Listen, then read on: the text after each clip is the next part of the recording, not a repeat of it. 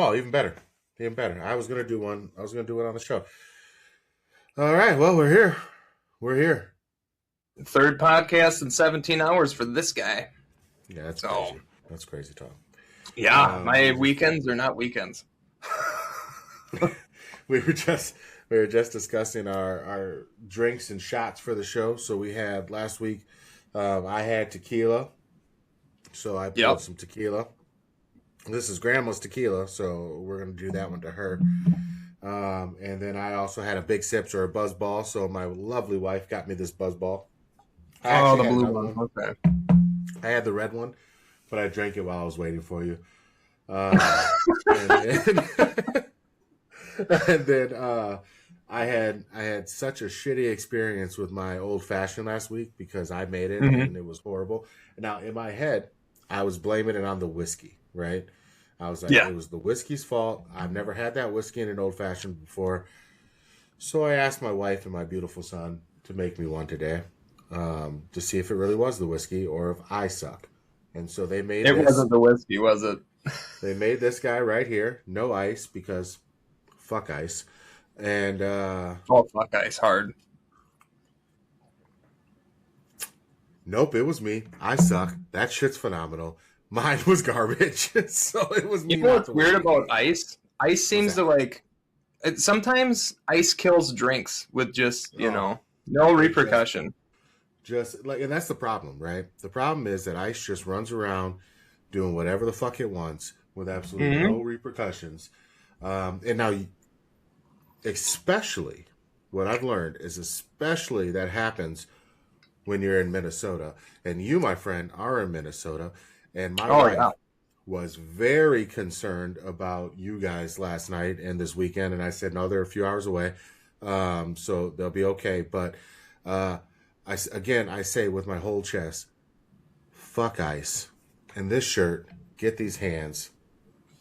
If you don't agree with how you feel about ice, this is how I feel about you. So I agree. I'm just gonna leave it there. I'm literally living in a war zone right now. Look, I didn't want to go too far. And I didn't want to say too much. You won't push it. But I don't feel safe in my own house. Here's my problem, right? Here's my problem. My problem is this country was built on the fact that you have rights that cannot be infringed on by anybody, including your government. And you were told your whole life, do good, stand up for yourself, stand up for what's right, and that's what you do to be a good person. And unfortunately, I feel like in this climate where we're at right now, doing those three things, doing good, standing up for yourself, and standing up for what's right, gets you murdered. And it's just it sucks to see. But what sucks more is to see that people who generally are very pro Second Amendment and pro First Amendment are just dragging people through the mud for exercising those rights. And so this isn't a political show. We're not going to, and it's not politics. This is human rights. This is human. It's not even politics. It's fucking right and wrong. It's right and wrong. But that's not what this show's about. I don't want to turn that into this, but I just want to say with my whole chest and with everything I love, fuck ICE, fuck this administration, and fuck what they are doing to the American people. So no, I shouldn't have to be scared to leave my fucking house. I'm a born American citizen, and I still feel like, I step on the wrong fucking crack, I'm gonna get shot.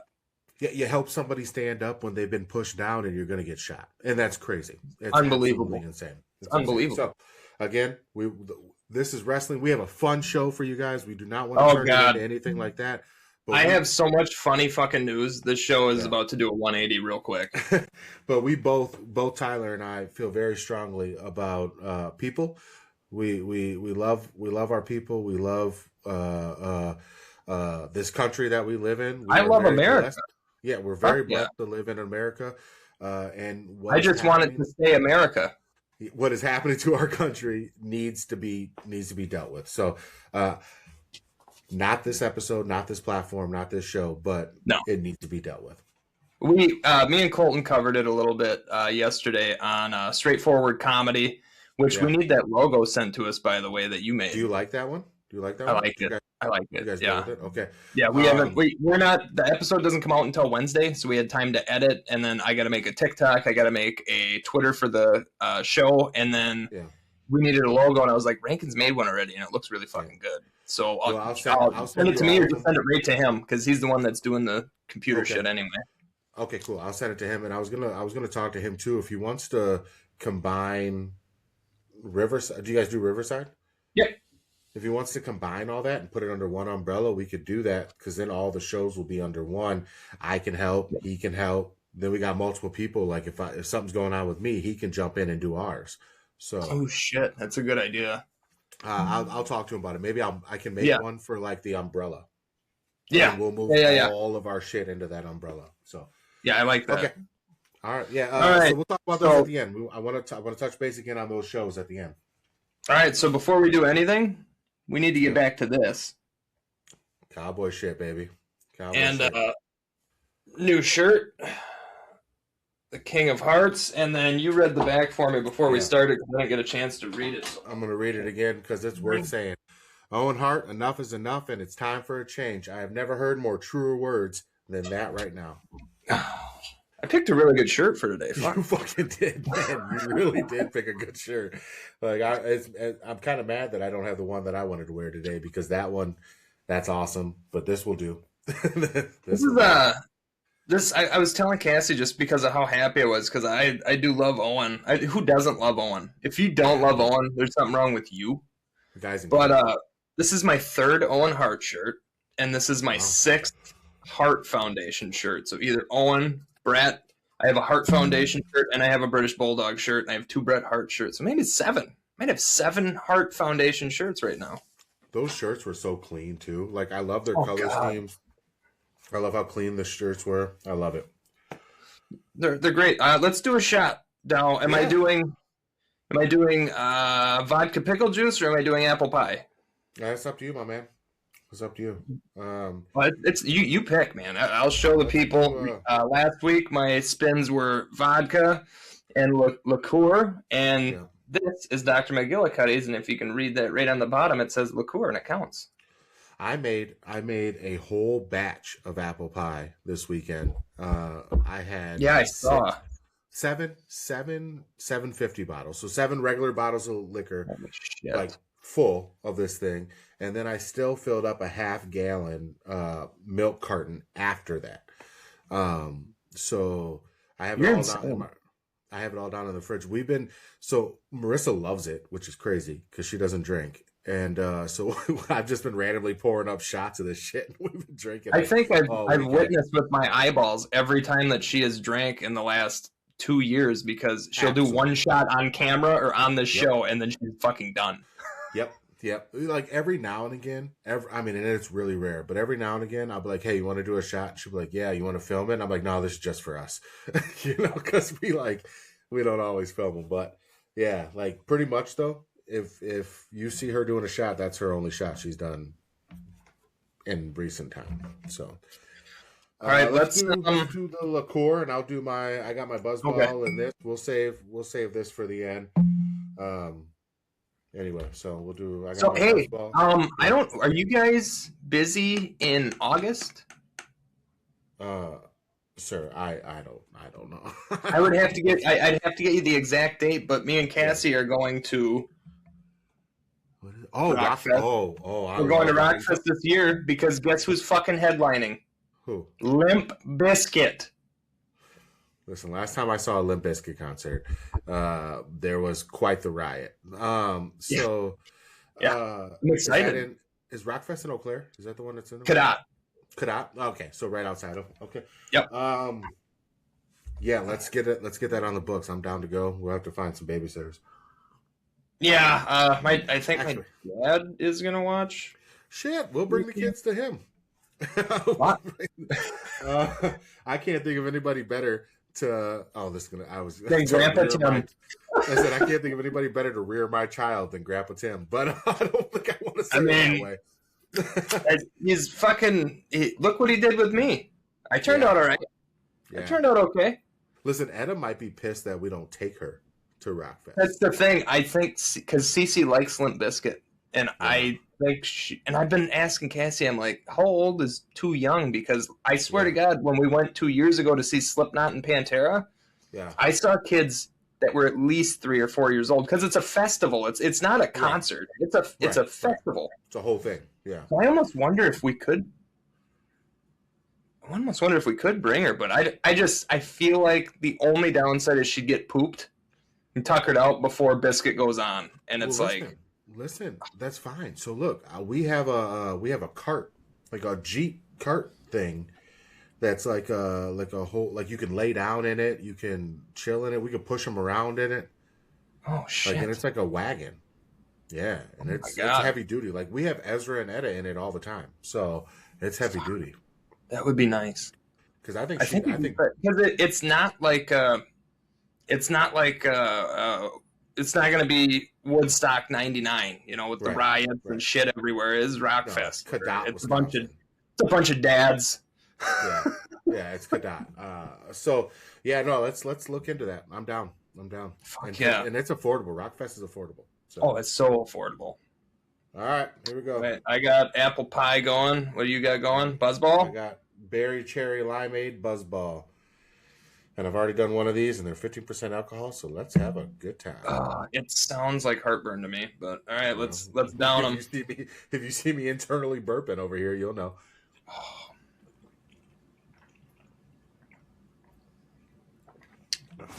Wow. That is fucking delicious. So I've had bad apple pie before. I've had real bad apple pie. And I've had really good apple pie. And Dr. McGillicuddy's, dude, I think they take like second or third place for the best one I've ever had. Wow. That was really fucking good. I didn't even know they made apple pie. Here's what we're also going to do. I'm going to perfect this apple pie recipe I made. And I'm bringing it. If we're doing Rockfest, I'm bringing apple pie. Fuck yeah, because I bring a case of beer, and we leave it in the trunk, and then you just go out to the parking lot when bands are on that you don't give a shit, get hammered, and go back.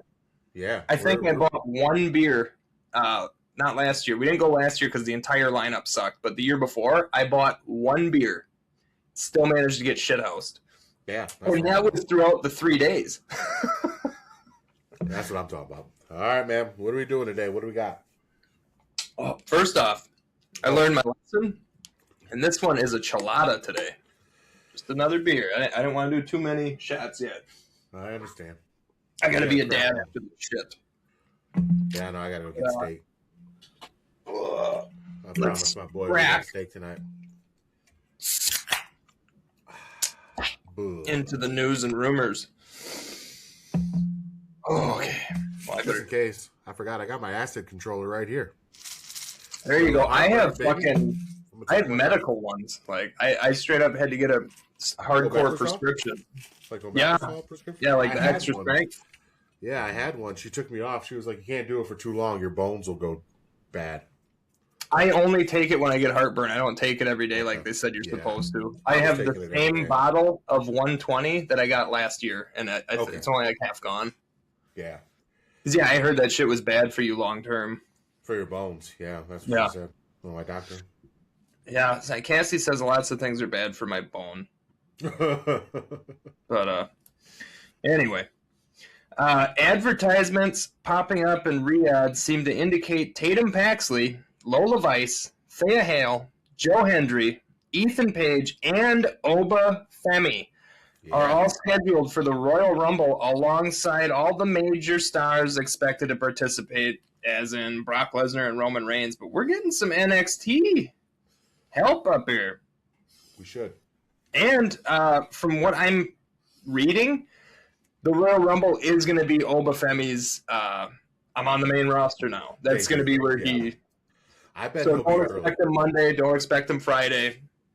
It'll be Saturday. I bet he'll be early on, too. I bet they'll make him strong. They'll put him in. I hope get so. him in early. Wouldn't that be great if he was like 5 or 6 and lasts to the last couple guys? I bet it'll be 1 or 2.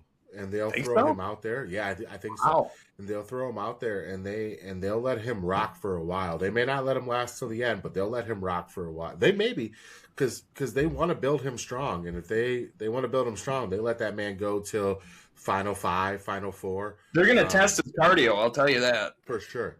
And they should. We want to see that. So. Yeah, it'll be good. Do you think there will be any surprises? I know maybe I do, but I have one that I think there is going to be a couple people. But as we get into this, a couple of the people you think are going to be there.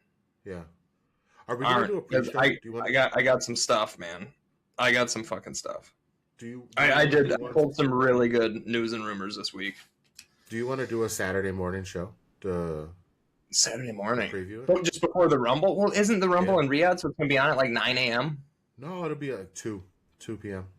2 p.m.? Let me double check. No, I'll check right now, but I think it's like 2 because we're both Central Time, so. It's so weird doing that podcast with Colton yesterday because he's in, what is he, South Carolina? One of the Carolinas. But Myrtle Beach. It'll be at noon. Noon. Yeah, fuck, dude. We'd have to get up early as shit. We could do an immediate post-Rumble while it's all fresh. Well, I don't want to do. I kind of want to get one in. What if we did Friday night? Yeah, I'd be down for that after SmackDown. It'd be late. It'd be late, but it'd be late. Yeah, well, look at what I've been doing lately. Me and Colton did our podcast 9 o'clock my time, 10 o'clock his time, and then me and Cassie did her podcast at 1 a.m. We'll do like a little quick 30. We'll do a 30 preview of just the Royal Rumble. We'll just no news, no rumors, nothing, and then we'll still do the regular show Sunday. We'll do the regular show Sunday, and we'll have a special guest. Hopefully, I got to talk to my cousin, but I'll see which one he wants to come. Hey, well, it'll be another special. We haven't had a special in 40 episodes. So it'll be an unnumbered episode. Yeah. That'll be nice. Yeah, we haven't had a special in a while, but we like to save those for the big four. So let's do that. True. Let's play it on Friday night. I'm down. All right, fucking A. Let's do this. One of your favorite guys I've ever, just knowing you and knowing you for, by the way, I found out because I met you the same year I met Colton. Yeah. We've been friends for 10 years this year. That's fucking crazy, man. 10 years this year. Yeah, because I 2016, 2015, I was there. Yeah, it's crazy. Mm-hmm. That's crazy. This is wild. I touched base on that in our game, or in our end of our little countdown today. Do you? Oh, wow. Yeah, I do. The Wrestling Observer newsletter indicates WWE is considering doing Brock Lesnar versus Gunther at WrestleMania 42. I think you save that for unless Lesnar goes over at Mania and then they rematch at SummerSlam. Gunther goes over and retires Lesnar. That's how I see that happening. That's the only way it works. Okay. Yeah. That's the only way it works. It just, Gunther's such an incredible heel, and Lesnar's such an incredible heel. Yeah, that's the thing. Heel versus heel is very hard to make work. It has in the past, but more times than not, it doesn't work. It's the reason I knew Trick Williams wasn't going over on Friday. Yeah. Oh God, yeah. You know what I mean? Like, it's just I knew that it had to be one of those three. And he's so over with the crowd too. He should turn face. I feel like he's already that over Trick. Yeah. No. I want Trick to stay right where he's at. I love Trick. You? I love it. I think he's booking. He's a good heel. Don't get me wrong. It's just with how over with it. They're all singing his song, and they all say the catchphrase. He's almost like WWE's MJF, where he's a bad guy, but everybody loves his shit. Yep. But he reminds me of Booker T. He reminds me, and that's not just that's true. His style comparison, but it's his style. Yeah, his style's the same. His promos are similar. He's a little more flashy than Book. But okay. I'm down for that. Different times. The athleticism bar got raised, and Trick for sure took quite a bit from Book, but he added a little to it. Yeah. But no. I agree. I don't know how I like that. Gunther. I want to see Gunther just run through people for a while and then eventually run into somebody like Brock Lesnar. But if Brock's ready to retire, then I'd like that. I would like to see him. I want Gunther to retire everybody that's going to retire in the next 5 years. They have to now that they started this. Yeah, I'm okay with it. It's the only way to legitimize it. Also, I just want to throw this in there because I snapped my fingers. my daughter learned how to snap her fingers, and she's been doing it at me a lot, and I don't like it. Oh, well, today. She's like, Dad, I feel. Dad. I'm like, dude, what? I feel your pain. Because this 2-year-old who just became a 2-year-old has decided at this point she knows everything. Yeah. Right. And so she handed me a baby today. I was holding the baby. I was feeding the baby. Okay. She came back and she said, "My baby," and snatched it. I was like, your attitude. I was like, child, do not let you thinking that you're grown get you beat up today. Okay. Because that don't have anything on me. I've had to tell both kids, I'm like, you're lucky I'm not Grandpa Tim, or your head would be shaped different right now. I am telling you right now. And they've met my dad now. They know. Yeah. They know. Yeah. They know where I come from. So they know what this could be. All right. And they met my dad and my granny, his mom, all on Christmas. They hadn't met them before. They met them on Christmas. So they now know what environment Did you get that look out of them? Yeah. Oh. Yeah. Like there was some realization. I think I got a whole new respect afterwards. Like we were driving there like, you know what? Papa's been through some shit. We need to be nicer. We need to be nicer to Papa. Yeah. He's been through some shit. That's the thing. You know what bothers me is like my dad is such a grandpa now. Yeah. And the kids just fucking lose their mind when he shows up. God. And I'm like, dude, when my dad came home from work, you know what was a threat? Because my mom never did any disciplining. Yeah. My mom would make me literally shit my pants by going, "Wait till your dad gets home." Yeah. It's the scariest fucking sentence I've ever heard in my life. Yeah. And then you have the anticipation for an hour waiting for it. So my parents were never together, right? They were never like together. But my mom would say to me, and my mom was a disciplinarian, but I got too big for her. So she would say to me, she'd be like, "Okay, we're going to go see your dad." And I'm like, "Whoa, wait a minute. Wait a minute. Well, what did you need me to do? I can do that. I can handle that situation. I don't because my dad. Oh, God.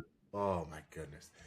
My mom would pull out that wait till your dad gets home, and then there's me with my shirt tucked in all nice, my hair combed. I'm doing the fucking dishes and shit. It's like, don't tell Dad, I'm sorry. Oh, man. And now these kids, my kids, fucking Grandpa Tim comes home, or he comes to my house, they're doing fucking cartwheels and somersaults and jumping on them and shit. And I'm like, what the fuck kind of a 180 did this man pull? That's not the Tim I know. You know what I mean? Like, yeah, it's crazy because, what baffles me is like, they'll do stuff and I'll be like, and I have a moment. I always have a moment where I'm like, maybe my dad was onto something. You know, like maybe 100% tap into that a little bit because you little shit. Oh, my dad was right every time. Being a dad now, being a grown up, my dad was right every fucking time. Well, listen, that podcast that's coming from me soon, we're going to talk about that quite a bit. So Tyler will be on it, Colton will be on it. We'll get fucking some. We better save Grandpa Tim stories for that. Here's the thing. I would like Grandpa Tim to come on that podcast if he would. He would do it. Yeah, he's old. He don't do anything. Yeah, I would love for that to happen. We don't have a name for it yet. What did I say the name was going to be? I liked it. It was like 100 Proof Parenting or 100 Proof Fatherhood or something like that. High Proof Parenting or something like that. I don't know. We'll come up with something. But that's coming soon, and we'll talk about all that shit. So that's a whole I can't wait. That's parenting now and what we grew up with and just all that. So anyway, go ahead. Sorry. All right, this one's going to make you mad. The Daily Update says, according to TKO's Andrew Schleimer, Schleimer. I tell you what, I don't like TKO, so I'm not going to bother learning your name. WWE is expecting to hold 3 premium live events in Saudi Arabia this year. All right, whatever. And I don't know if that's counting the Royal Rumble or not. So it might be 3 more. That's stupid. Yeah. Here's something that I bet you didn't know either. The Wrestling Observer says Aleister Black suffered a broken tailbone in his ambulance match against Damian Priest, but despite the injury, he was always scheduled time off after that match. Oh, okay. Broke his fucking tailbone from that spot on the top of the ambulance. Mm-hmm. I don't know if mine broke, but I at least bruised it really bad. Skateboarding, I was doing an ollie manual on a it's like, you know, those like, it's a sidewalk, but then it's like parking lot and parking lot on both sides. So I did an ollie manual, and the board slipped out from under me. My tailbone hit the curb and then the fucking pavement, and I couldn't walk for like 2 months without pain, and I couldn't sit normal. So I don't know if it broke or I just bruised it real bad, but tailbone injuries are like, dude, they hang around. I'll say I've had one in my life, and it was nasty. We don't even have tails anymore. Why is that there? It's bullshit. All right. Per the one, William Regal doesn't really have a creative role in WWE right now, but rather he critiques the style and believability of any match that he's at every show he's at. So, okay. You know, before the match and after the match, he goes up to him and goes, you need to do it this way. It's going to be more believable this way. You got to capture, you know, he's just coaching, but he's like a little bit above, what do they call him again? Not producer. What do they call the dudes? Agent, yeah. He's above that, but he's not in creative. So he's not creating the matches, he's just helping critique them. I think it's the most important role. That's his bread and butter, baby. Yeah, I think it's the most important role. I think somebody needs to be the guy who just sits there and goes, that sucks, that sucks, that sucks, that sucks. Mm-hmm. So, it's important. Oh, yeah. Elena Black, formerly WWE's Cora Jade, miss her, wish she would have never been released, signed a one-year contract with TNA. And I saw that, by the way. She popped up at TNA. We watched it this Thursday. Yeah, it was fucking great. Dude, good for her. Fuck yeah, because I was scared she was going to just do that OnlyFans thing and just be fine with it. And I didn't want her to do that. She's too talented. That's fine if that's what she wants. But she's good. But that's the thing. If she wants that, she'd make a living on it. She's hot as shit. But she's so fucking talented. She needs to be in the ring. Yeah. Dana Brooks on TNA. Like, TNA, I'm hooked. Dude, TNA is picking up steam. And I got quite a bit on TNA for today. And, dude, they're doing great. And also, I didn't write this down, but I read about it. People, a Dave Meltzer or a Sean Ross Sapp might have said, I like him too, but they might have said that the ratings were really bad for TNA, the AMC premiere. Yeah.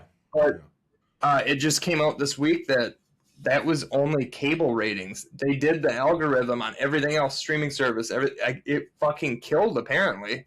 So anybody that was upset, AMC was over the moon with their decision. That's what I read, was that AMC was so happy that they did this TNA deal because of how many views it got. Yeah, we watch it on Sling, and I've been in a... See, there you go. That's not cable. And there's your view right there. I've been watching... I've been on a cost-cutting spree. So I have been saying, like... I told my wife and I told the kids, I was like, you need to justify this purchase. We need to start watching this shit. We're at that too right now. Because as of now, all we were watching was SmackDown on Sling. That was it. Like, I was paying $55 a month to watch SmackDown. And I get YouTube TV from Cassie's dad, so I don't even pay. I don't even pay for it. And Sling is great. I love it. Now, I've been watching the news on there. I've been watching other stuff. But AMC is on our Sling. And I think... That's awesome, dude. I think we are Thursday people now, in the sense that we'll probably watch TNA. It was so much fun. It was a good show. I'll be tuning in, dude. But look at it now. We have Monday Night Raw. We got Tuesday night NXT. We got Wednesday night Dynamite. We got Thursday night TNA. And then we got Friday night SmackDown. And then we got PLEs on the weekends. For me, if you really want to get into it, you got Friday 10-year-old me, it's his first wet dream. Oh, for sure. Wrestling every day. For sure. Yeah. The problem is I just don't have time. That's the hard part. But that is the hard part. But it's amazing that we have wrestling literally 5 days a week now. Yeah, we could probably watch 20 hours of wrestling a week. That's easily work. That's part-time work right there. Hey, that's kind of our job right now. We're technically volunteering right now because we're not getting paid yet, but we will. shit. I forgot something. Hold on. But go ahead. I'll bring it up when we're done. All right. For what it's worth, Booker T said on his Hall of Fame podcast that he's still waiting on the call to go to Saudi Arabia for the Royal Rumble. So there's one of your surprise entrants. Booker T's waiting for it. He's ready. He's always stayed in shape. He's always been in great shape. Yeah, he's ready to go. But that's kind of wild. Selfmade Pro says there has been talks in creative at WWE to give Liv Morgan a huge push, including a Royal Rumble win, leading to a Women's World Championship match against Stephanie Vecchio at WrestleMania 42. So if anybody was wondering, at least there's speculation that Liv wins the Rumble, which I support it. Yeah. You're sideways on me, by the way. Am I? Oh, shit. Hold on. Let's fix that. But not only that, Stephanie Vecchio's championship reign's been great. She's injured right now, and there's still no word on them vacating her title with her ankle injury. But you're sideways again, buddy. Yeah, that's all right. Just go ahead. But I'm working on something real quick. I miss Liv being world champion. Yeah. I mean, I'm a big Liv fan. So I'm excited for her to. I want to see her back in the picture. I want to see her, especially coming back from injury. Yeah, absolutely. Yeah. Let me see here really quick. Okay, so all right, hold on. I got a quick question for you. Yeah. Let me see here. Let's see here. Did she respond to this?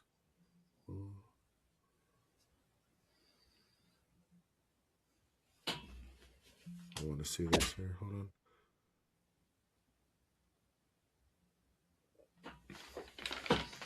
All right, so we had an interaction this week.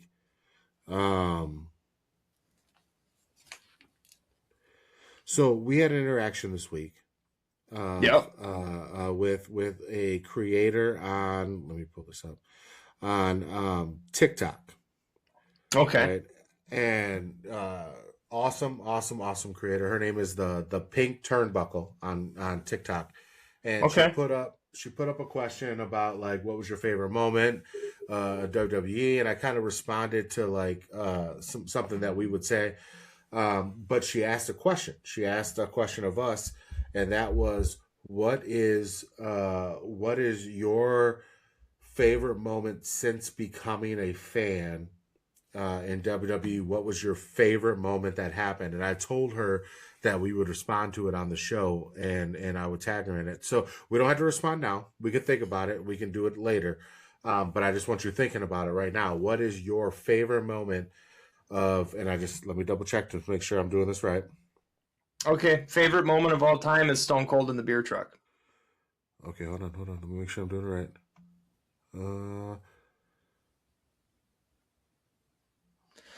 Because I watched that live. What's been your most favorite moment since being a fan? And so yours is our favorite moment since being a fan is what? Stone Cold in the beer truck. I watched that live as a kid. The beer truck was so good. I mean, look at my wall. Yeah, Stone Cold. He's my favorite in between him and Punk. And then look at this wall. That's all CM Punk, a little bit of Dusty Rhodes. Those are my two guys. Those are my two forever guys, Stone Cold and CM Punk. And it's because they both say "fuck the man" just like I do. Yep. So I mentioned in that thing that CM Punk you were a big fan of CM Punk. My favorite. Well, Money in the Bank 2011 is up there too, though. CM Punk wins the belt and then leaves WWE, beats Cena. Yeah, that's got to be huge. It's really good too. I have to pick two. I can't just pick the one. It's beer truck, and then it's Money in the Bank 2011 when Punk defied all odds. His contract's up. He still wins the WWE Championship, leaves the building in his gear, puts the belt in his refrigerator. Yeah, dude. Yeah. I have to say my favorite moment since becoming a fan I'm going to take two. I'm going to take two also. I'm going to go the Invasion, DX rolling up to WCW. Ooh, very good. I'm a drama queen, baby. I love the drama. I love the drama. And so, like, even as a kid, I knew that was some shit. You know what I mean? Like, oh, God, yeah. Like, I remember watching it, looking at my dad going, can they do this?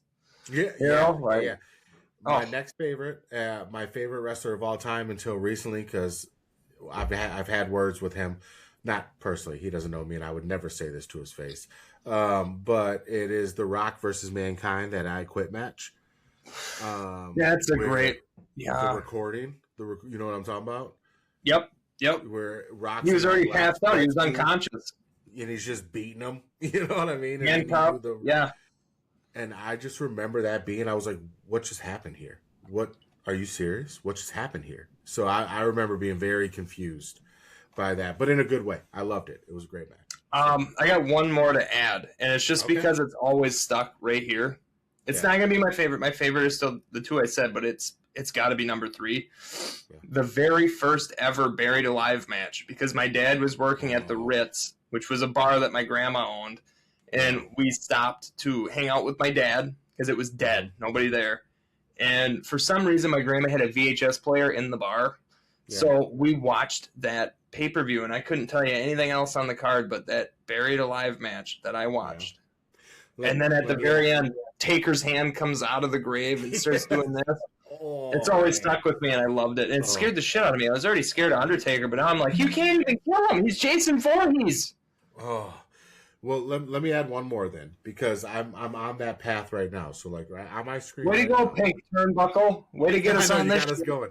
You might have to come on and defend this, Pink. But I'm on that path right now with this 2004 Royal Rumble, and I feel like every Royal Rumble for like 2000 to 2004, 5, 6 really brought or really introduced the TLC match. I think TLC won with the 3 of them. The 3 of them was probably, it was a defining moment for me as a fan. Hardy's, Edge, and Christian, and the Dudleys. I became a tag team wrestling fan. Most perfect matches that there's ever been. Now. Yes, I agree. Anyway, all right, Pink Turbo, that's your answer. We gave you a few of them. Because we can't. We're not just fans. We're fanatics. We can't not like pick. I gotta pick 7 more. Normally I say fuck fanatics, but in our case. But this is a different kind of fanatics right here. Different kind of fanatics. Yeah, if we had employees, we would treat them right. Yeah, exactly. Yeah, and for people that work there, I just feel bad for them. Terrible. I just feel bad for them. Especially just good-ass people. PW Insider says Roxanne Perez. Yeah, no, fuck those guys. PW, allegedly, from what I've heard from other people that actually work there. Yeah. PW Insider says Roxanne Perez has received praise within WWE for working around how banged up she is and the way she carried herself throughout the European tour. So, again, I want to give Roxanne her flowers. But I also want to say, hey, way to hitch your wagon to a horse with roided out legs, CM Punk. CM Punk's got to be coaching her from the side. Not saying CM Punk does steroids. I'm just saying that's how strong of a horse he is. Yeah. Well, and I mean, she's doing this correctly because if I'm correct, she's a Booker T protege, right? She was Booker T wrestling. Yep. She hitched her wagon to CM Punk. Mm-hmm. She hitched her wagon to Liv and Raquel. Yeah. And Finn and Dom and JD. She's playing chess. Right. She's playing chess when everyone else is playing checkers. She is killing it. And the thing about her is she's incredible. She could do this on her own, but she knows, like, put yourself in the right position and you're going to go that much further. By the way, the match that's going on right now in 2004 Royal Rumble, if you see me kind of just... 2004. Batista won 2005. Who won 2004? Chris Benoit. We'll talk about it later. That's why it's out of my memory. Yeah. I get it. WWE scrubbed that too. They did until they got on Netflix. But this is Shawn Michaels versus Triple H right now. And is this 3 stages of hell? Oh, I don't remember. I don't remember if this is 3 stages of hell, but I do. Is Ric Flair out there with Triple H? Not right now. He's not. But this was Evolution. Then it's not. It's not 3 stages of hell. Then are Triple H's boots white? Nope. It's black boots. It's not. Never mind. But I will say this: this is the first time I've seen Triple H wrestle since he was Paul Levesque. You know what I mean? Like, the whatever he was. Well, they had such best friend chemistry anyway. Like, it was just anytime those guys locked up was beautiful. I still love seeing them more as a team than against each other, but against each other, every match was a fucking banger. Every one of them. They're so good. 100%. So, do you want the drama now, or do you want to wait a couple stories and then the drama? No, give me the drama. I love the drama. All right. So, I'm going to give you the part from Fightful Select, and then I'm going to give you the rest of it that I went and sleuthed about. Okay. I think I know what we're talking about, but yeah, go ahead. Fightful Select says talent in AEW are furious about how the Trey McGill situation was handled, with some upset about how standards are upheld for wrestlers as opposed to other personalities in the Warner Brothers, whatever the D stands for, the WBD properties. Okay, so let me make sure I cross that out real quick. I need new highlighters, by the way, buddy. We've been doing this so long. I've gone through, this is my 7th highlighter. I think I might send you some highlighters as a gift. I fucking would appreciate it, dude. I got 5 notebooks sitting there and 2 notepads. Like, I'm running out of paper, buddy. I'm gonna make you some Kayfabe Marks highlighters and send them to you. What a cool shirt that would be. Kayfabe Marks, and it's just a highlighter on it. That actually sounds dope. It does, doesn't it? Like, you'd have to be a real fan to get it. But what's in my hand every week? Highlighter.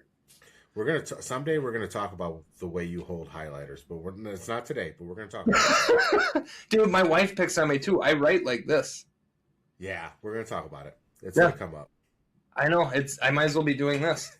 This might be a conversation best saved for a straightforward comedy podcast, but it's gonna come up. All right, now this is what I sleuthed. Yes, please. Trey was let go for a homophobic slur on a post from 7 years ago. Mind you, a video of the Young Bucks resurfaced this week with them both, Matt and Nick, screaming the other F word. Mm-hmm. It's not fuck, it's the other one. Mm-hmm. Mm-hmm. On a indie show, as well as Adam Page taking a selfie this week with Marty Scurll, who has sexual assault allegations against him, which was why Marty didn't get to go to AEW in its conception. And not to mention, Excalibur has used homophobic slurs multiple times on past shows before joining AEW, showing Tony Khan and Warner Brothers give special treatment to some and not to others. Can I talk about it for a minute? Boom, roasted. Can I talk about it for a minute? Yeah. I just this is a little out of character for me, but the one thing I will say is that, like, it's so hard, the world we live in today, right? Because people do bad shit, people say bad shit, and people are... Everybody does. If I was held to fucking hold something against me that I said 7 years ago, I'd be canceled as fuck. Do you know how many times I look at my memories on Facebook and I go, delete? What the fuck was I doing? You know what I mean? Like, God. People change and people grow, and if you're held to something you did fucking 10 years ago, how are you supposed to grow? You're just stigmatized that for the rest of your life now. You shouldn't be held accountable. I'm not saying you should be held accountable, but a fucking apology would suffice, not ruining your whole fucking career. Thank you. Give me an apology, move on. And so, but where I struggle is when you talk about, like, Adam Page taking a picture with somebody.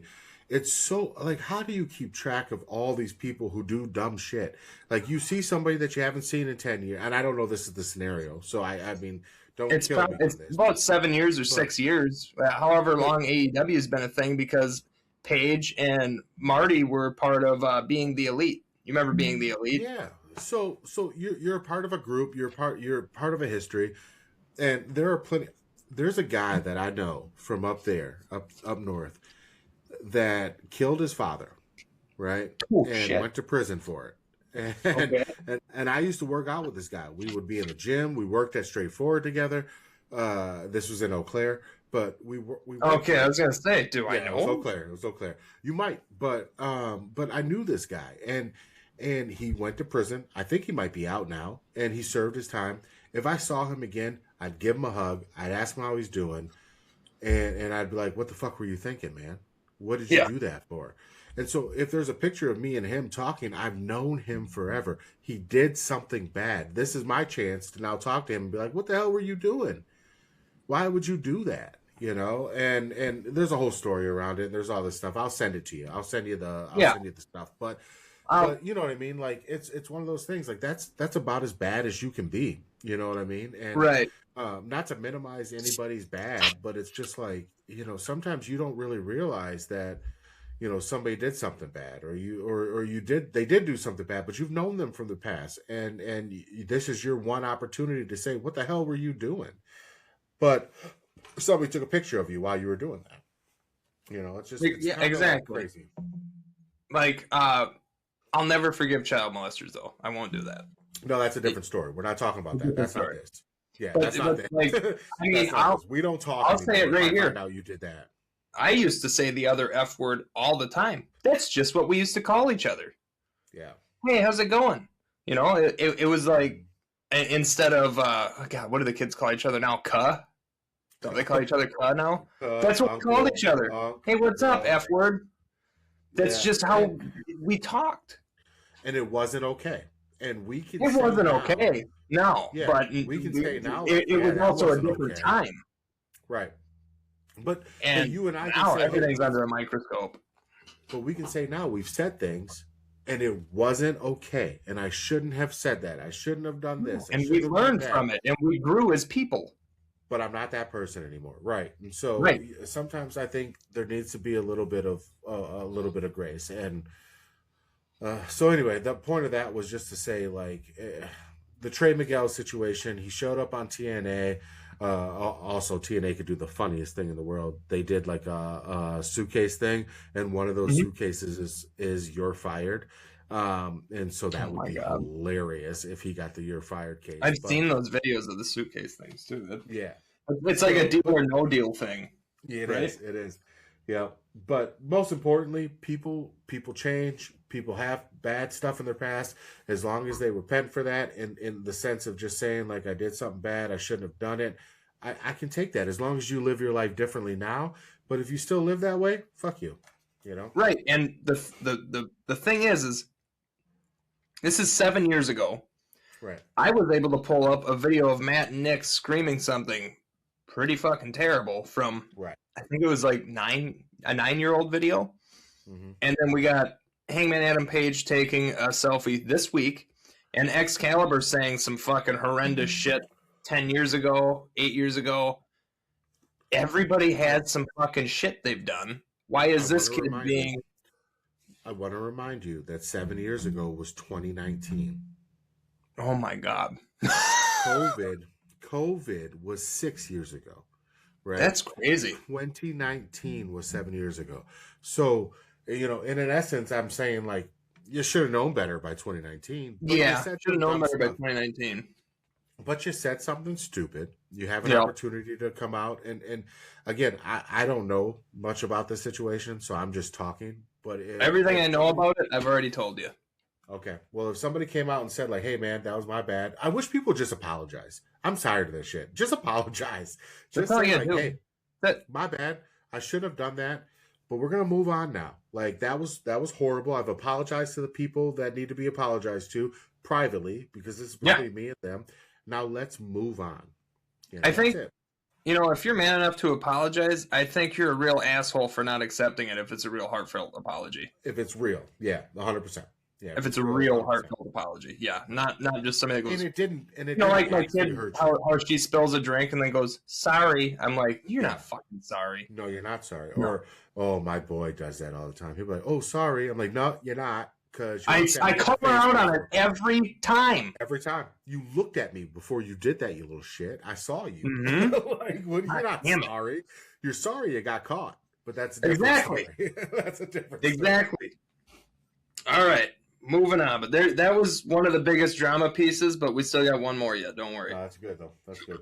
Oh, shit. Shawn Michaels' face is foobar in this. Holy cow. Oh, boy.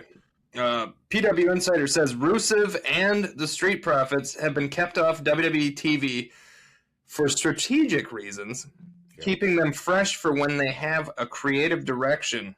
They also said there have been pitches for Chad Gable to return as early as tomorrow or today when you're watching this on Monday Night Raw. I'm okay with all of that.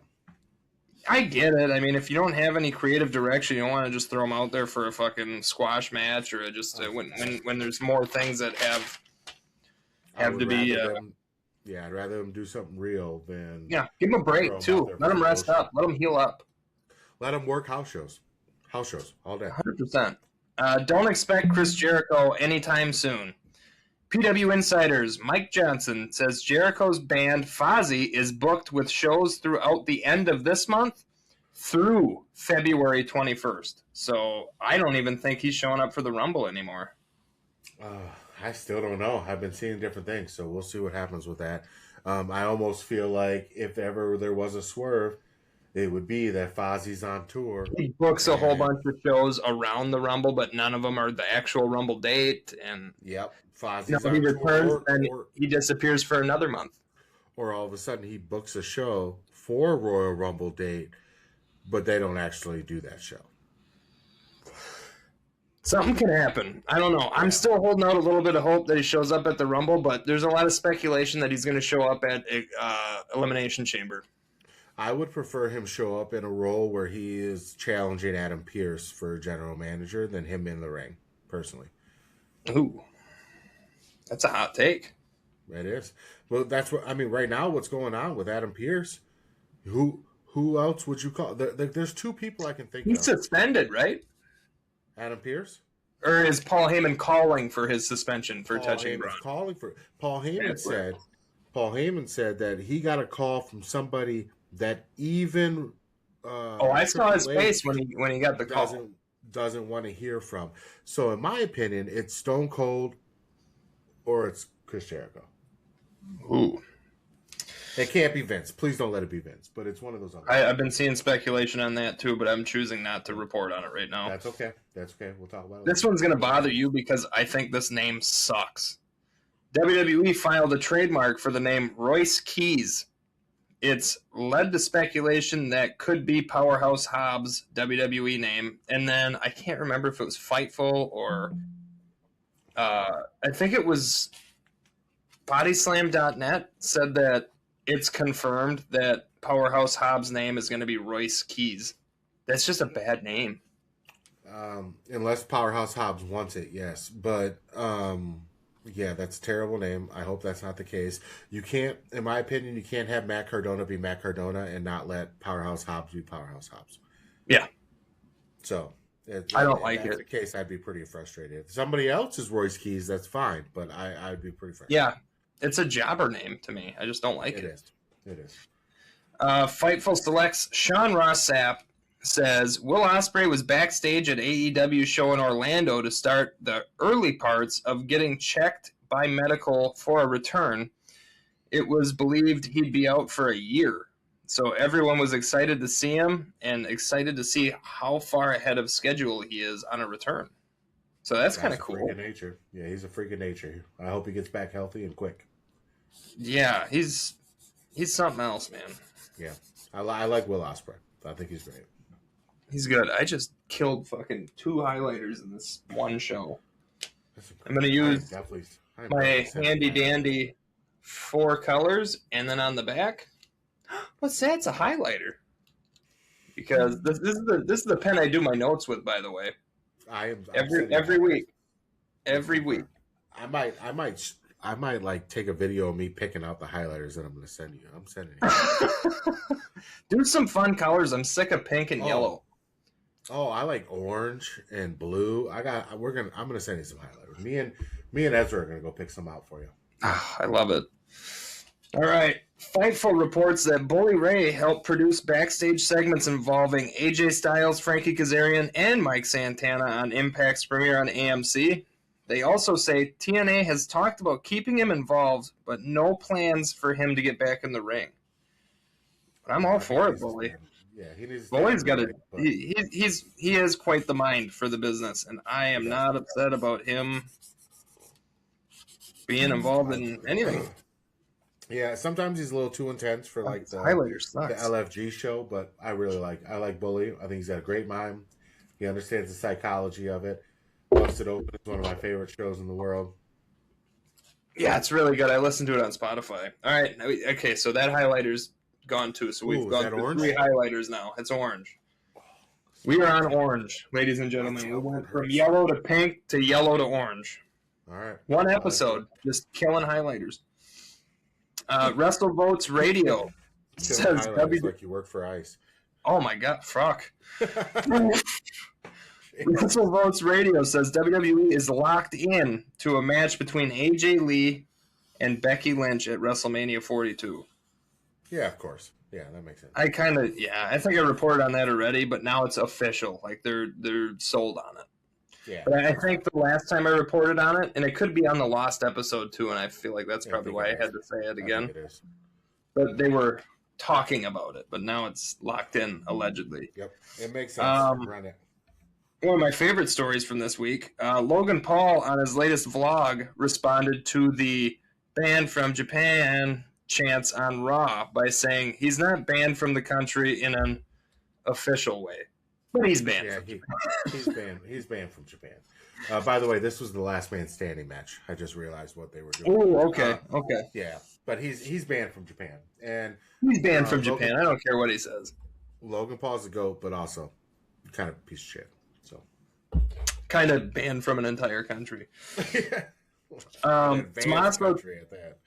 Yeah, and one of the coolest countries in the world. It's amazing. Tommaso Ciampa filed for trademarks on the terms Psycho Killer and Psycho King. Yo, is my man gone? Is he gone? He's gone. He's not officially gone yet. I can finish that right here.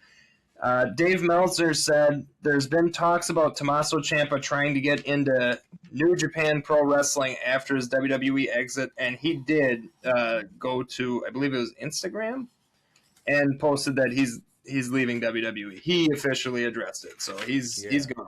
He's gone. That's crazy. Yeah, because which is wild. DIY was getting pushed. Yeah, I've never. At least storylines. At least storylines. Johnny Gargano came out to his theme music this week, so that's why I was like, oh, I guess he's gone.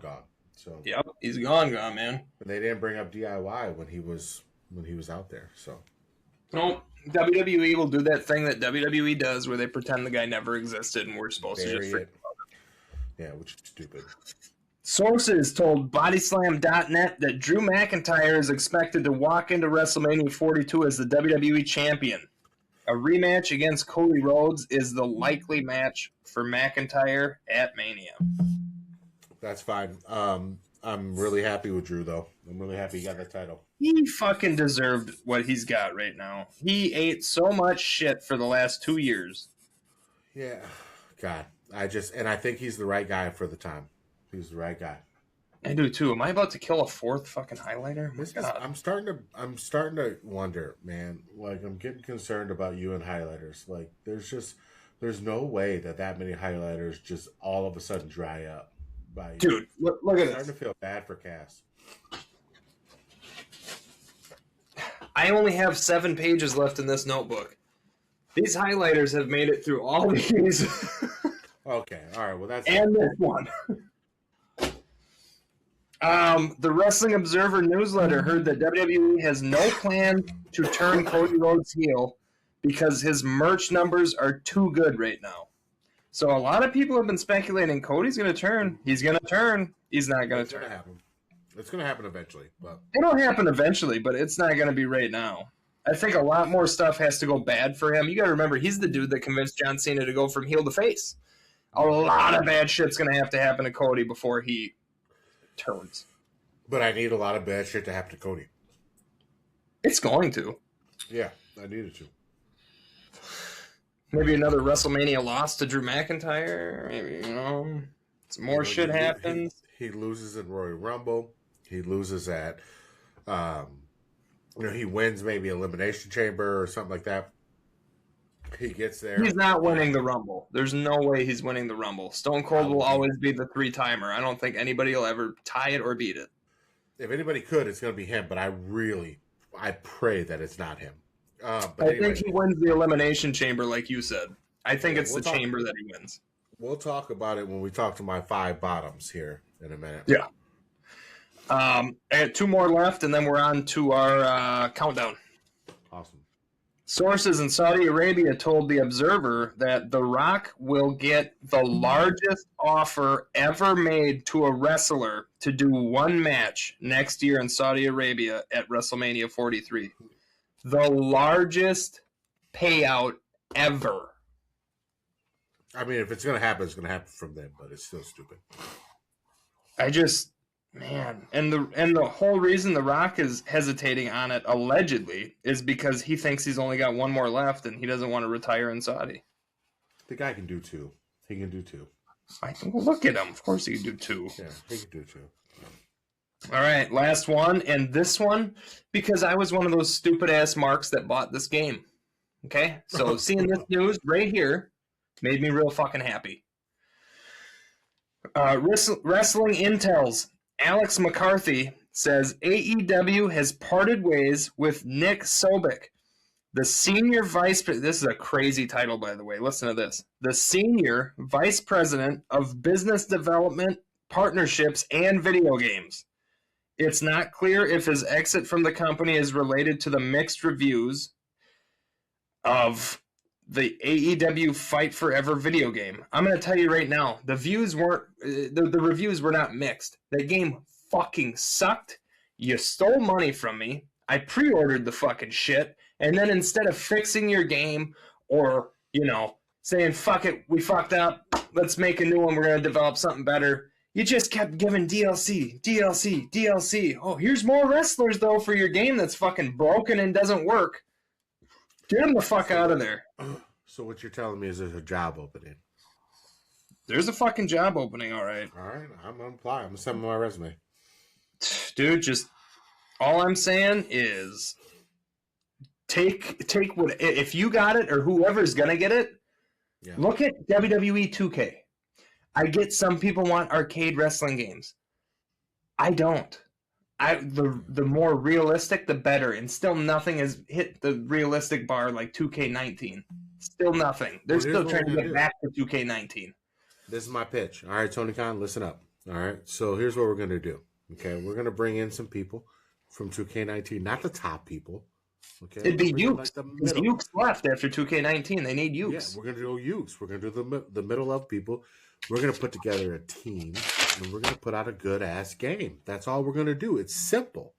It's not hard. Simple. All right? Hire me, Tony Khan. I got you. I'm not the guy that's the smartest in video games. I'm not the guy that's the smartest in wrestling. I am the guy that's the smartest in getting people to do things they don't want to do. All right? I am very good at that. You convinced me to sell a lot of cable subscriptions. I am very good at getting people to act against their best own interests. So I am your guy, Tony Khan. Speaking of, we talked about it.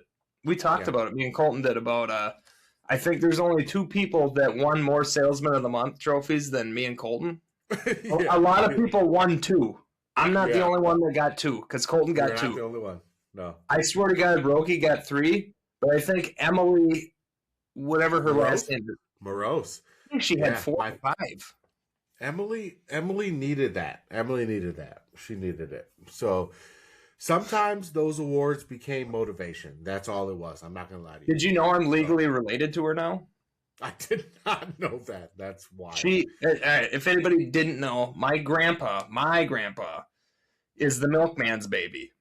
My great-grandpa went off to war, and he came back, and now there's just another 2 kids there. And he's like, I don't remember you being pregnant when I left. But his brother, or half-brother, had a son, and that son married Emily. So her last name is Harshman now. It is. Oh, it is Harshman now. Yeah. I'm friends with her on Facebook still. But her husband, which I am not going to sling mud or anything, but I remember him not being that great of a guy. Her husband passed away. No, that's why we don't claim those people. Yeah. You might hear the last name Harshman. We don't claim any of those fucking people. We don't talk to them. Nothing. Yeah. All right. You ready to get a while though, huh? All right, so let's do a shot before we cover the best and worst Royal Rumble matches. Top 5 best, top 5 worst, and our list might be the same. They might be different. I don't know. Let's find out. I don't know. I would be shocked if they're the same. They might be. I don't know. My worst are pretty fucking bad. My worst are pretty fucking recent. We'll just put it like that. 1, 2, 3. 3 of my 5 worst are recent. Yeah. This is now. Listen, I got to tell you, this shot right here has been up in our mantle next to my grandma. Oh shit! Well, that's now it's on the floor. Next to my grandma for the past 2 years. But I'm gonna replace it with. So here's the thing. So my grandma passed away a couple years ago. My grandpa passed away last year, this month. And oh shit. Yeah, it's been a year this month. And so doesn't it feel weird? Because my mom's was 2 days after Christmas, and I felt fucking so weird that day. Do you know what feels the worst is the fact that like I had to look it up, because I just blocked it out. And I was like, God damn, when was that? So well, I mean, in case people ever wondered why I'm an adult man that wears bracelets, my mom is in here. Yeah. Like her ashes are in here, and then my daughter gave me this, so I never take this off, and I always keep my mom with me. Well, I have my grandparents so I had some sand from Hawaii that they had given me, right? Okay. And that's where they lived for a while. That's where they wanted to retire. That's where they wanted to die, was in Hawaii, right? And then my grandpa got sick, so they had to come back stateside. They lived in Menominee with me for a while. You remember all that? Oh yeah, yep. My grandpa. I knew your grandparents pretty good. They were very great people. They were great people. Your grandpa was fucking hilarious. Yeah, they loved you, man. They loved you. They talked about you a lot. I'll take it, dude, because not a lot of people do. So they did. So, but anyway, so they both passed away in the last couple years, and it's been a very difficult thing for me. I've left this Jose Cuervo bottle up there as a reminder that my grandma loved tequila. But what I'm gonna do is she loved Terramana tequila. She loved the Rocks tequila. So I'm gonna get a little bottle of that, put it up there. My grandpa always told me about this story about how he had rum flu and how rum was his least favorite alcohol. So I'm going to get a little bottle of rum and I'm going to put that up there. Because I'd be a liar if I didn't tell you I sit there and I talk to him every now and again when I got a big decision or something coming up. So that's not weird to me at all because it's weird because it's opposite for me. It's when I'm about to lose my shit and make it. That's what it is. No, that's a life-changing thing, or I'm going to beat the living fuck out of the lead at work. I just pull this up and I talk to my mom. Please calm me down. Please calm me down. I know I'm not supposed to do this, but I'm going to do it. And the one time I lost it and almost got fired, this was in my pocket. Because I was doing something, it wasn't on my wrist, and I've just always been like, "Holy shit, she actually is." What's important, like whatever you believe in, it's important to feel connected to the people who were very important to you in your life, and so I do. And everybody knows my grandma. My grandma was my A1 day one. We were so close. Mm-hmm. Me and my grandpa were just so. Everybody close. knows. Yep. I'm just putting pickle juice in here because straight vodka is terrible.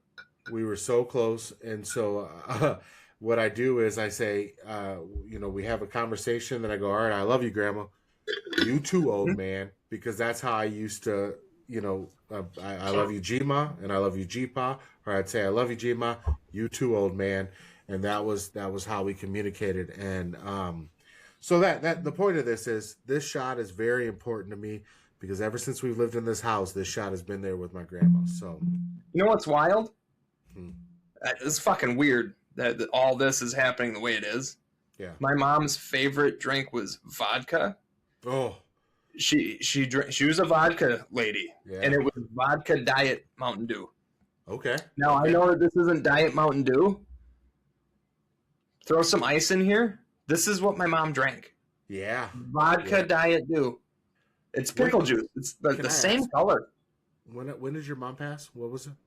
It would have been December 27th. Of 2 years ago. So okay. Well, then 24. from now on, when that day comes up, it's vodka Diet Mountain Dew for me, baby. Vodka Dew. That's what she used to call it. Vodka Dew. I loved your mom. She was. I know. She was fun. She was funny. Not on purpose either, but no, it was never on purpose. It was never on purpose. But I loved your mom. I love your dad. So all right, let's do this. All right, let's do this to Grandma, Grandpa, and Grandma Trudy. Yep.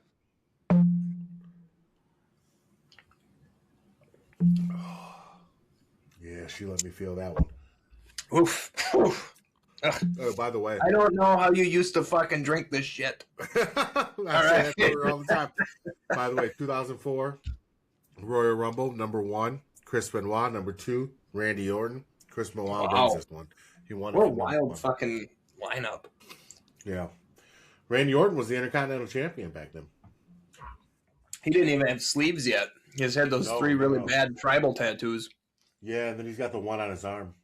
I wouldn't tell him that those tattoos were bad though, because he'd fuck me up. But looking at him now versus looking at him then versus looking at him now, like the dude is a tank. When he's honestly, I think he'd fuck me up more back then. Oh, for sure. Excuse me, because he was way more agile, but agile and a little bit like, you know, even boxers, they try not to get big chests. You know what I mean? Because they can swing a lot better. 2009 was peak Randy Orton. Oh, he brought that up in an interview too on what is Stephanie McMahon's podcast called again? I can't remember, but I know what you're talking about. Yeah. What's your story?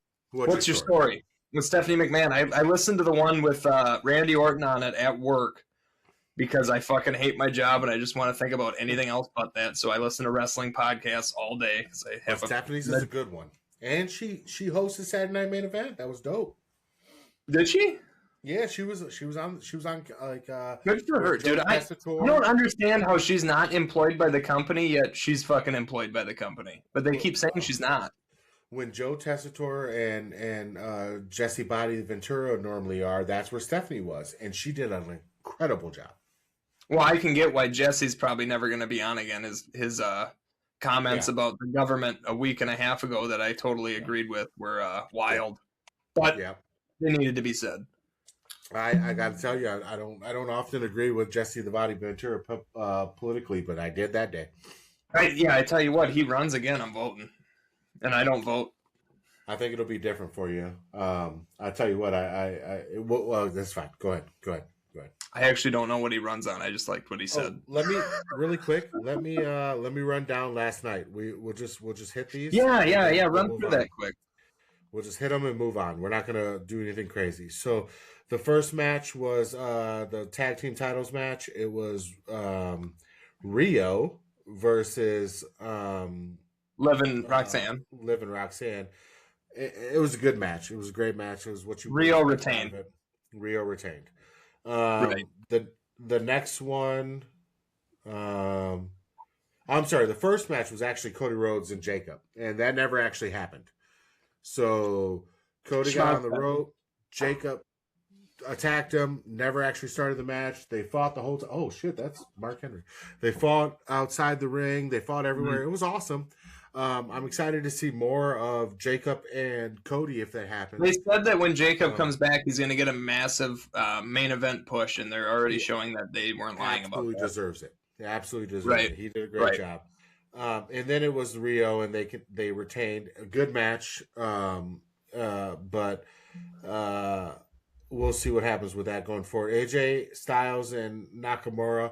AJ won clean. Won super clean. They knucked at the end. It was awesome. I that was the match I cared about. That was the match that I came to see. That was the match that I wanted to see. Remember when they went against each other at, I want to say it was WrestleMania? You were at my house for it. It was. Remember AJ versus Nakamura, the first one, and then it ended in a fucking ball-kicking DQ? Yeah, and he I was so upset with that. Yeah. And then the final match was the Fatal 4-Way, which I think everybody in the world understood that Sami Zayn was winning that match.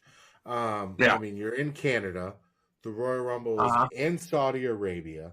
I knew it was Sami Zayn a mile away. It was a solid match. It was good.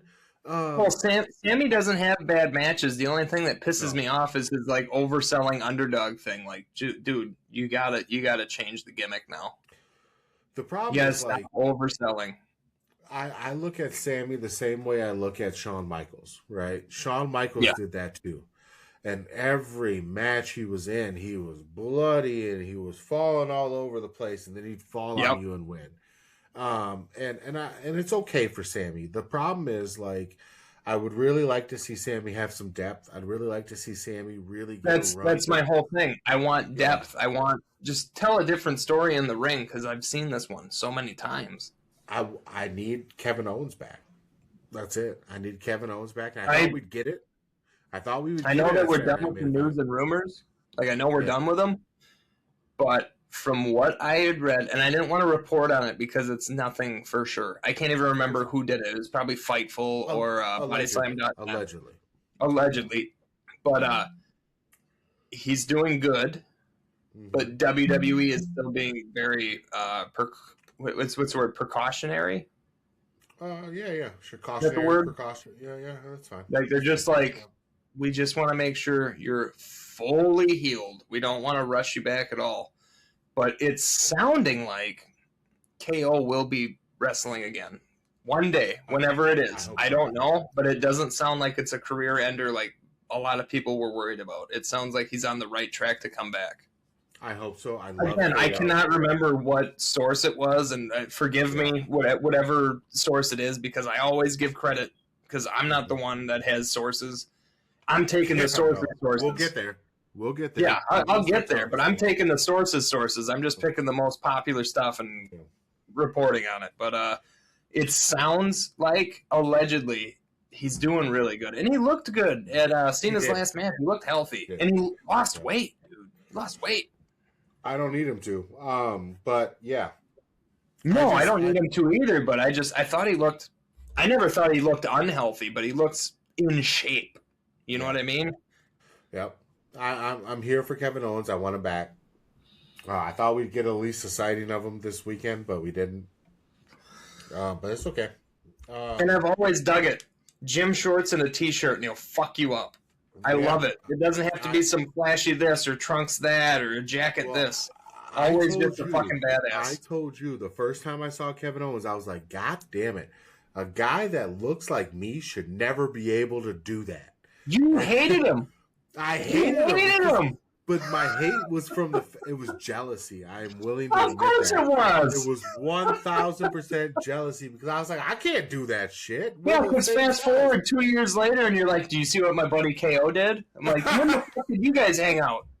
We're best friends.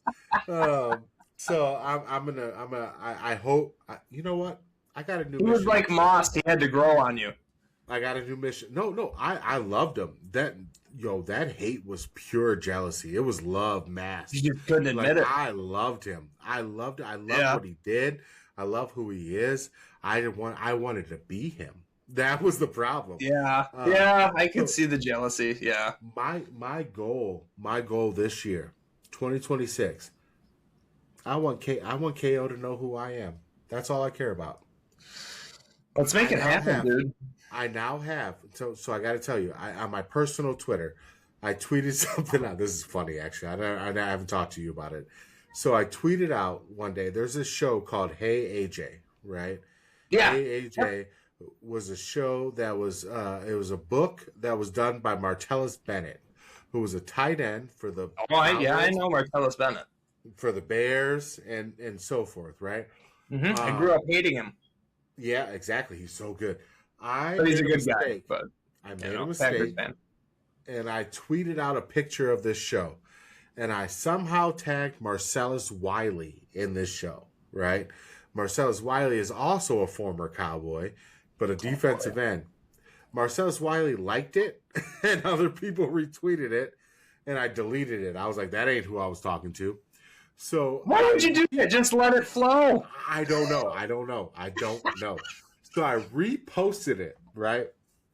Yeah. I reposted the tweet. And in the tweet I said, my bad. I posted Marcellus Wiley. I meant to say Martellus Bennett. Yeah. And that one, Martellus Bennett, commented on, and liked. Wow. And so that's the pinnacle for me, right? You know, I've always been a That's Cowboys awesome. fan. I'm now a Bears fan, I guess. My children told me. But I've always been a Cowboys fan. So, I like how you went from one team I hated to another one that I hate even more. You couldn't just we couldn't find some common ground, motherfucker? Really? No, absolutely not. No, I love to do this. But anyway, that's my goal now with Kevin Owens. I just need to get him to know who I am. I just want him at some point to be in his mind to go, this fucking guy. That's it. That's it. I'm too scared for CM Punk to ever know who I am. I'm like, make that happen. I'm in Illinois. Dude, I love him to death, dude. He's my superhero. He's my he's a what is he? He's a Marvel guy, right? Didn't he write for Marvel? Or no, he wrote for DC. He wrote for DC. He's got a new movie coming out. He's got a horror movie coming out. Vampire one. Dude, I'm fucking jacked. So excited. I'm jacked. So excited. So anyway, I'm going to make that happen for you, and we're going to make KO happen for me. Right? I hope so, dude. Whether I'm pretty sure Punk is a DC dude, but for whatever it's worth, CM Punk is my Superman. He's my he's the dude. It's not Stone Cold. Stone Cold used to be, and then CM Punk came out, and I don't want to say it, but I hold CM Punk just a little bit higher than Stone Cold. There is nothing I love more than being on the opposite end of things than you, and on the opposite end I've noticed than Shane Davey. But in that sense, I've become a Punk fan, and it sucks. I hate it. I hate every minute of it because the guy's fucking awesome. CM Punk is awesome. Fucking great. It's so fucking great. I hate it. I hate every minute of it. I'm so mad at myself. Like, I talked to my therapist. I was like, hey, I've been really liking CM Punk. What the fuck's wrong with me? And they're like, who's CM Punk? I was like, what the fuck's wrong with you? You know what I mean? Like, I need a new therapist. Maybe you should lay on the couch. Let me this is crazy. Let's talk. All right, let's do our game. Let's get our top 5, bottom 5 out of the way. Do you want to do worst or best first? Let's do, because of the order that I have this in, and it kind of plays off of each other, let's go best first to worst, if you don't mind. Or do you want to do like number 5 best, number 5 worst, number 4 best, number 4 worst? No, and we each say best, worst, or is that going to be too confusing for the audience? I kind of needed to go just based on what I did. I kind of needed to go top of the best down to the bottom of the worst. I just needed to go. Let's do it. All right. We'll start with best. You start. All right. So the first one I have on here, which would be 5, right? We're counting down, right? Like 5 is. Yes.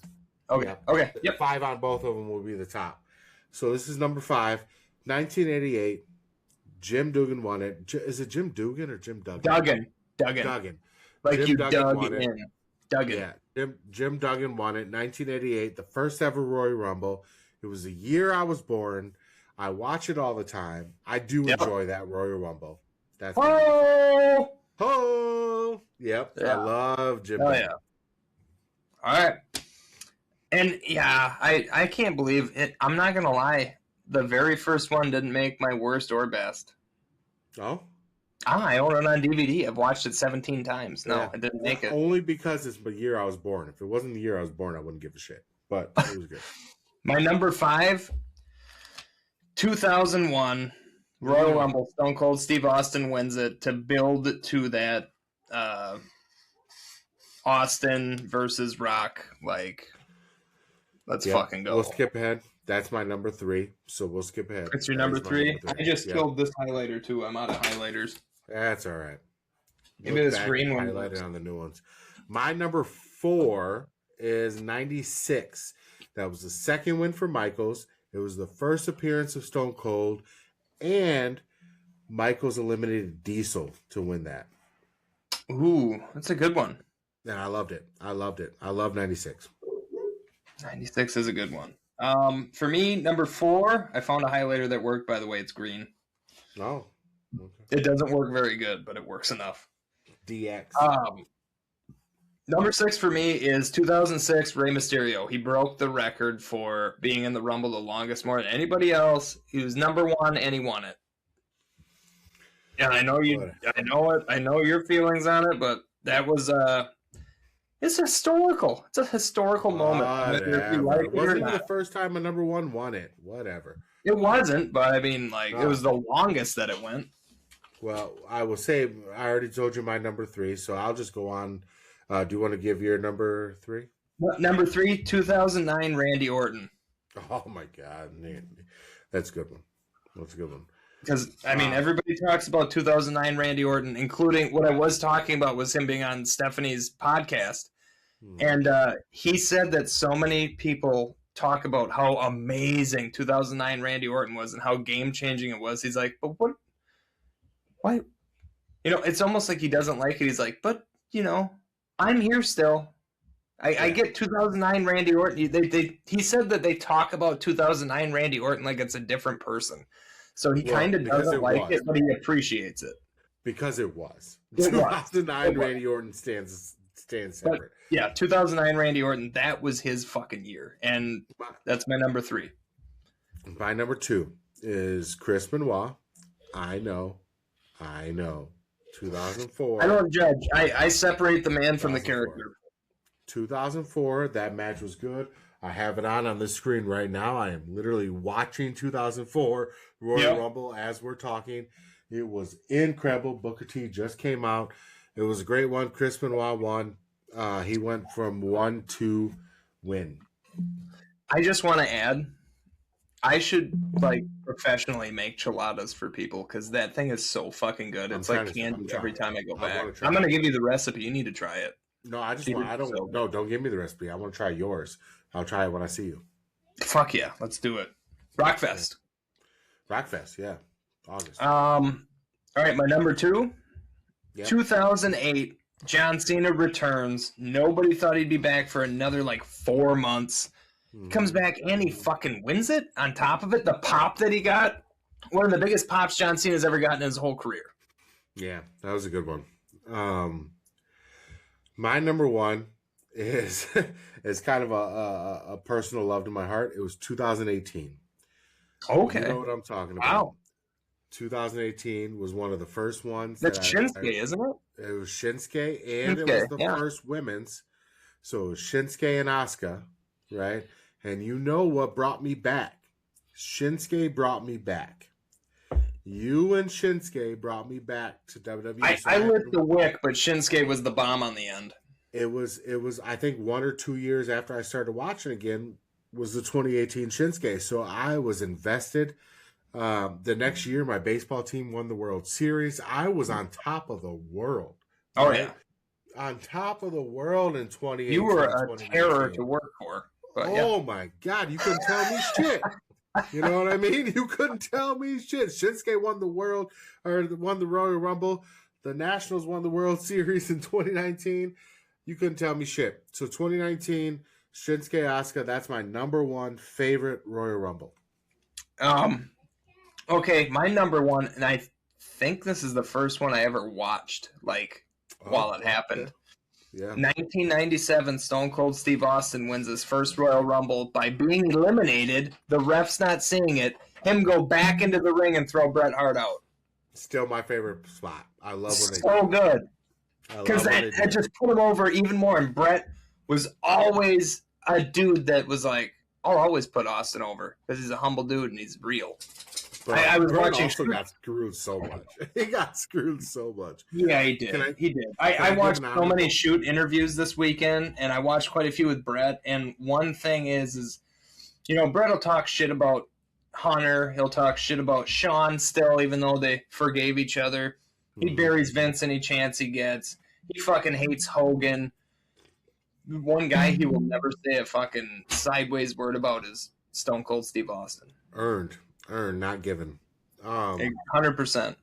Why is the dog in here, and why is he on a leash?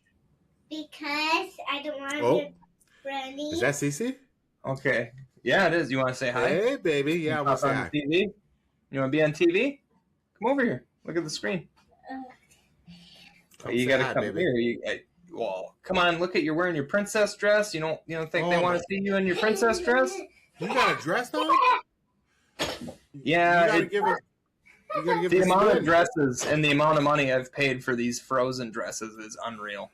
I just introduced that as a Frozen on Friday. You shouldn't have done that. Oh my god, I feel terrible about it already. Her favorite movie right now is Monsters Inc. Oh, that's a good one to keep her on. Come here. Mm-hmm. You say hi to everybody, and then you got to take Gizmo and go back by Mom. Okay. Hi, baby. Say hi. How are you? All right, you want to introduce the next segment? Say these are the worst Royal Rumbles. Cece, can I give you my honorable mention really quick before we go on to the worst, and then I'll start the worst? Is that okay? Yeah. All right, okay, my honorable mention is 2020, right? Yeah. Because it was Drew McIntyre, and it was such a messed up situation. Yeah, he got screwed on that. Yeah, 2020. 2020 is my honorable mention of loves, and I'm gonna start our. I'm just gonna start our hate, right? Our dislikes. Yeah, Drew got screwed hard on that. Exactly why he is also. Go CC. Jesus, fucking dude, it's like having 3 kids. It's like having 3 kids. God, I fought with Thule all day today, but the reason that 2020 is my honorable mention on my loves is also the reason that 2020 is my 5th hated, because Drew got screwed. I loved Drew at the time, and I thought he got screwed by winning that one. I think everybody thought Edge was going to win that. Well, we'll get to that in a minute. We'll get to that in a minute. Yeah. Cece, can you just take him out of here, please? Okay. He's going to get into stuff. Okay. I can't watch him right now. Thank you. 14 on this Royal Go on, Gizmo. I'll be out in a minute. Dude, that dog has such attachment issues. Separation anxiety, yeah. Well, we rescued him, so I'm his Jesus apparently or something. Truly, too. 3 months old. The day she became available is the day we took her home. So that's fucking. She lived her first 3 months in the shelter, so I get it. What's your number 5 on hated? My number 5 worst. Yep. 1999 Vince McMahon wins the Royal Rumble. I was wondering if that was going to come up. I was wondering. I hated it. It was like, I get it. I get the direction they were going in. They were going in that direction. But come on. Really? You couldn't even have given it to a wrestler? It had to be Vince McMahon. Can I say, though, really quick, I think it was 2003. It was the one before this. 2003 WrestleMania when Vince went up against Hogan. Right? Ooh, yeah. That was good. That was a good match. It was. And with 2 guys that could only do limited amount of work.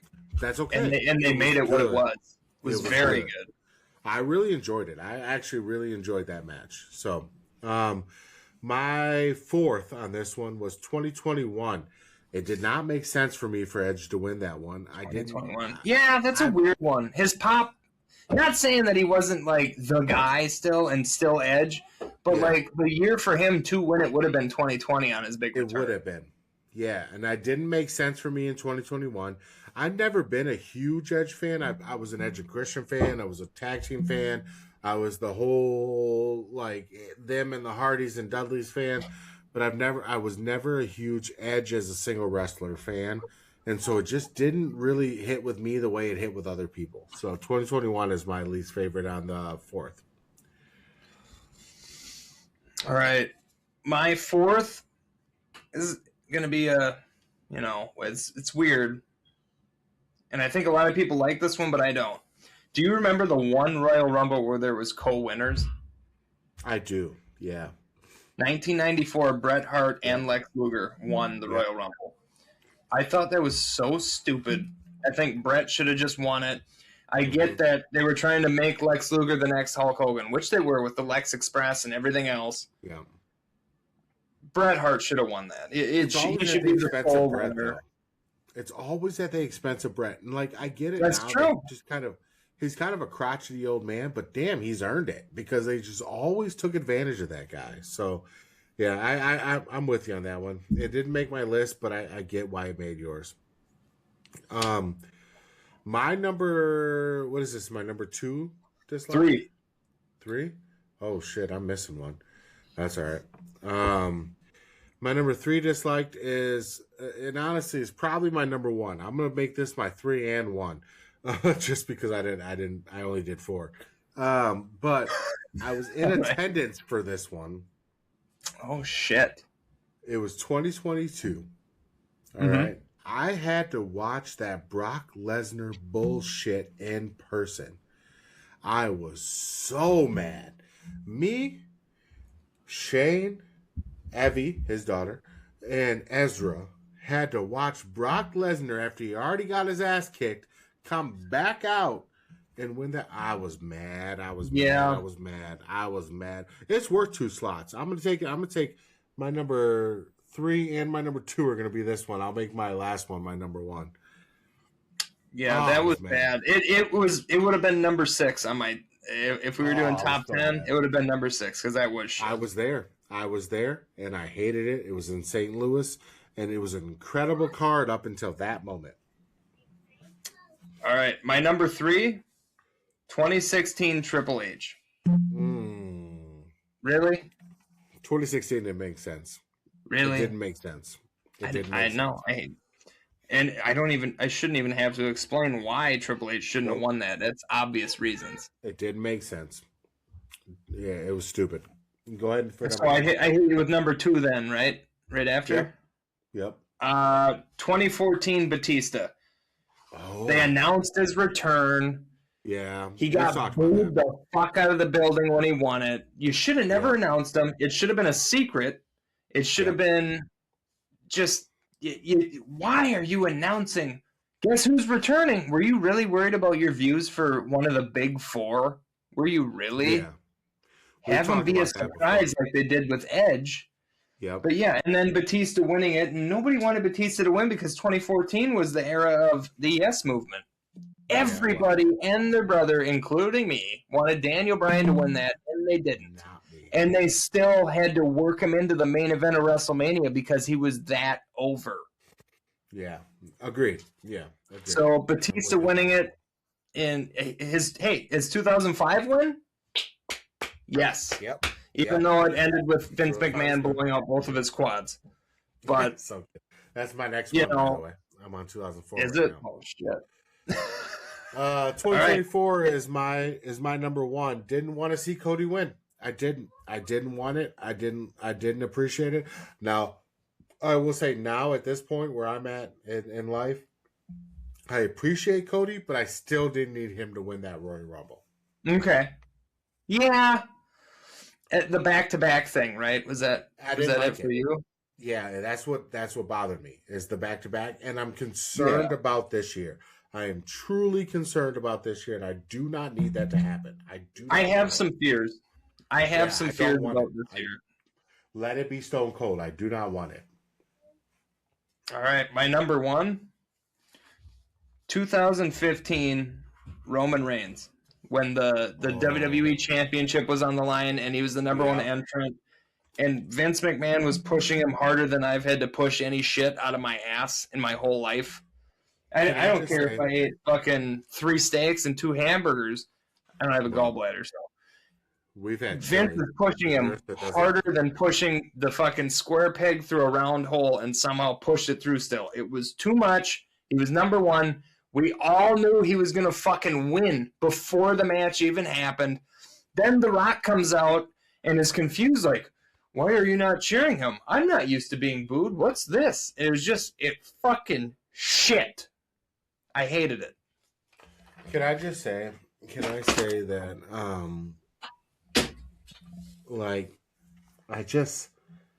I can't stand when that happens. I can't stand the force fed. I can't stand the what they when they just push it. I know. I can't stand it. I hate it. It's too much. So that's it. All right. Let's hit them with the plugs. All right, listen, guys, we got some new podcasts coming our way. We got some. We obviously, if you're here, you're watching us, you're in tuned. You love the Kayfabe Marks podcast. We love you. We care about you. We want you to do an incredible things in your life. But we've got other podcasts now, right? So we have multiple. True Crime Untapped with Tyler and Cass. Yep. An incredible podcast where they go over murders, mysteries, true crime. The episode we recorded last night too made me like angry at how unintelligent police forces can be, and I think it's very common more than it isn't. Yeah, well, we know. Straightforward comedy coming out on Wednesday. I'm so excited to listen to what you guys came out with on Wednesday. Oh my god, we just bullshitted for like an hour and 20 minutes. It was so fun. Beautiful. I can't wait. And obviously the next one to roll out probably within a couple weeks will be the fatherhood and parenting podcast that we come out with. But most importantly, check out our stuff. We love you guys. We put this stuff out there not because we're trying to get rich. We aren't going to get that. We know that. We're just out here being. Just want to be heard. We want to give you a voice. We want you guys to be able to listen to us and say, yeah, we agree or we don't agree, and that's okay. But most importantly, as we end this show, I want you all to understand that Tyler and I care about you. We love you. We want you to do well. I don't care who you voted for. I don't care who you support currently. I don't care what you do. I love you, right? Tyler loves you. I do. I want you to start taking care of our human beings. I want you, Tyler wants you to start taking care of Americans. We want you to be compassionate and human beings, but we don't care if you're not. We still love you. All right.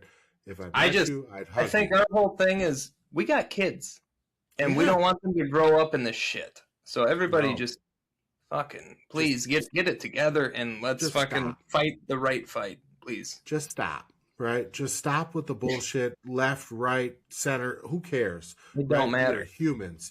I promise you, the people who are up here don't give a shit who you vote for. Right? The people who are the elites do not care whether you support Trump, whether you support Obama, whether you support whoever you support. They don't care. What they care about is, do you have enough money to play in the game? Right? Exactly. And none of us do. Okay? Trust me. Make sure they're making sure that we don't have enough money to have a voice. Stand strong. Be together. Support each other. Love each other. Just stop. Okay? We love you. We care about you. Have an incredible rest of your week. That's it. We got a big week of wrestling, so let's. Yep. We'll see you Friday, so probably Saturday morning, and we'll see you Monday night. 2 episodes coming this week. That's it. And we might have a guest on one of those 2. I got to ask him. I hope so, dude. I hope your cousin joins us. That'd be so fun. It'd be so fun. All right, guys. We love you. Bye.